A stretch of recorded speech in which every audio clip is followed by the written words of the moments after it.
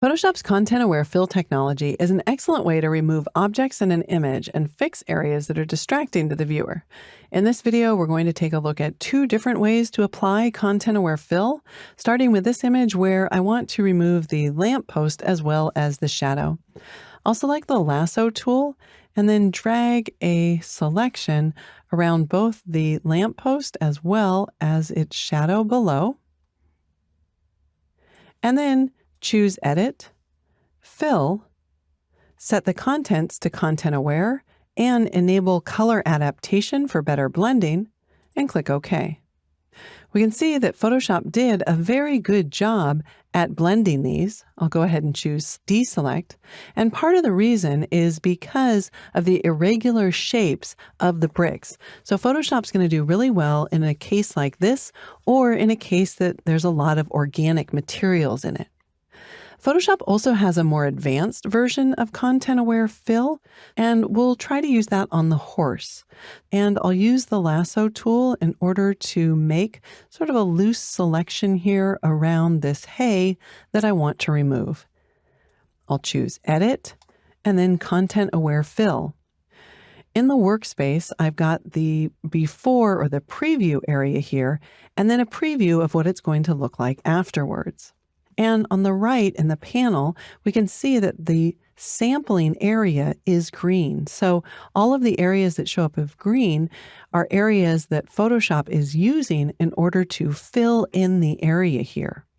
There are three different options. There's an auto option, so let's select that and see if it does a better job. I think it's still picking up too much information from the foreground, and this area here, because it's so much closer, the plants in it are so much larger that it's not blending very well. We already looked at the rectangular option, so I'm going to click on Custom.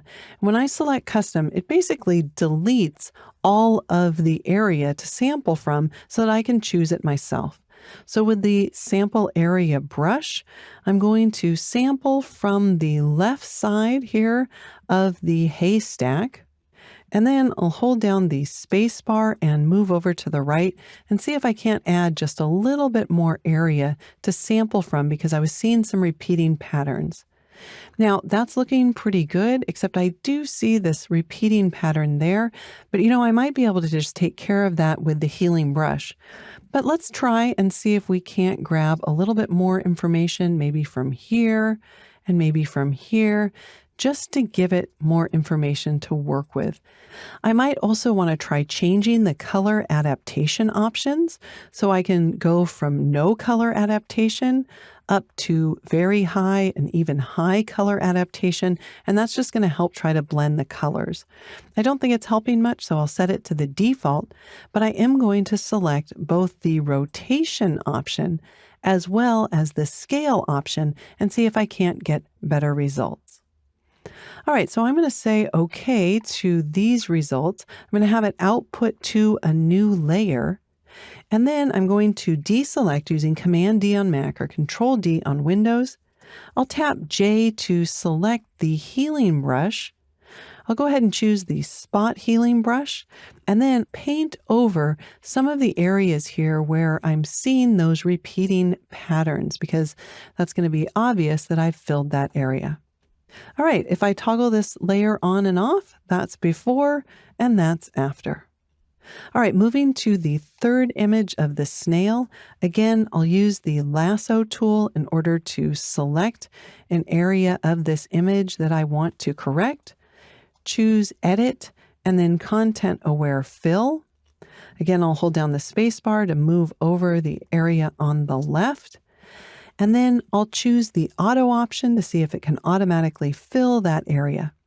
Well, that's not doing a very good job because auto doesn't look beyond the initial sampling area.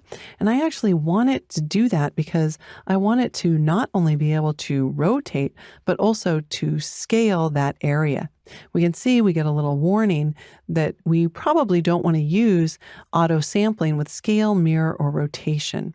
So I'll click OK. And I'll turn on scale as well, but then I'm going to choose the custom option. Get a little bit larger of a brush using the right bracket key and tell it that it can sample from anywhere around the snail. There we go. Now it's doing a much better job of filling in that area. I'll click OK, and we can toggle on and off the visibility of that layer. So that was before, and there's after. So for quick fixes, using the Edit and then Fill menu may do the job, but for more complex areas as well as more flexibility and control, the Content Aware Workspace is an excellent tool.